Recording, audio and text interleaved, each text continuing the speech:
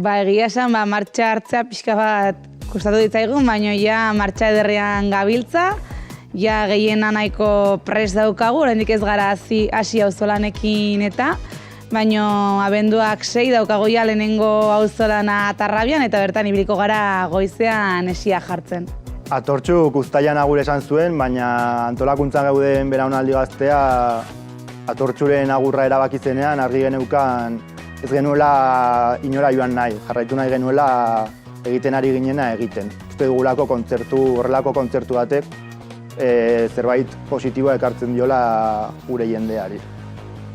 Hori nola ez, gertatzen da herri mugimenduak dituen baloreetan oinarritzen delako gure jaialdia eta horrela jarraituko izaten hurrengo urteetan. Bai, auzolanean lan egiten dugu, feminismoaren ikuspuntutik ere lan egiten dugu, euskara daukagu ardatz, eta horiek dira pixkat gure ibilbidean aurrera ere jarraituko duten baloreak.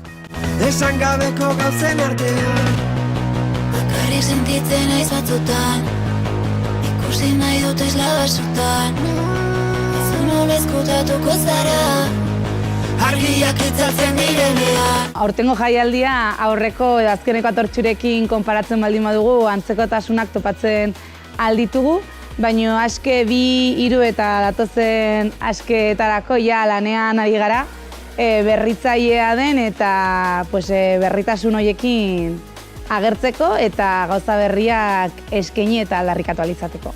Ikuspegi merkantilistatik dagoen jaialdi gutxietako batzuk dira, eta helburu ekonomiko bakarra ez duen jaialdi gutxietakoa ere.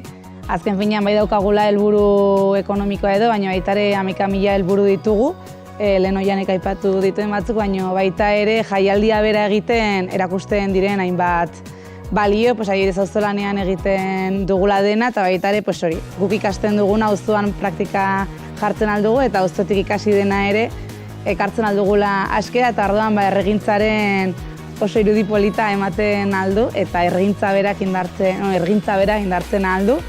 Eta azken finean gure herriak hartuko duen bideari edo hartu nahi duen bideari soinu banda jarriko dio ere. Esan dugunez, aske jaialdia auzolanean oinarrituko da eta horretarako jendearen ekarpena ezinbestekoa izango da. Orduan zu, bideoa ikusten ari zarenak, nahi izan ez gero zure herriko edo auzoko txanda egin dezakezu edo bestela ere ez bada zuen herrira txandarik iritsi, txanda kabildua askejaialdia.eus korreora idatzi dezakezue, edo gure web orrian ere askejaialdia.eusen baduzue informazio guztia txanda egin ahal izateko.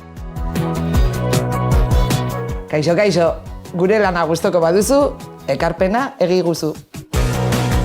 Eta nahi baduzu modu aktiboago batean parte hartu ere, gure lantaldea guztiz irekiak daude, edo nora hartzeko eta baita ere webgunera idatzita, besoak zabalik hartuko zaituztegu. Aske jaialdiaren lehen edizioa abenduaren 27an ospatuko dugu Tarrabian, eta ate irekiera eguerdiko 3:30 izango da. Oraindik sarrera erosi ez baduzu, ez galdu aukera eta sartu gure web orrian sarrera erosteko. Horretaz gain, jarraitu gaitzazue gure sare sozialetan eta informazio guztia ere web orrian igoko dugu. Eta 9:30 izanen dugu ekitaldi bat, beraz polita izanen da eta goxoki ari gara prestatzen, beraz ez galdu. Informazio guztia gure web orrian askejaialdia.eus eta gure sare sozialetan. Animatu zaitez eta etorri gurekin askeen gozatzera eta animatu eta egin txanda. Bakarrik sentitzen ez batzutan Ikusi nahi dut esla bat zontan Ta zu non ezkutatuko zara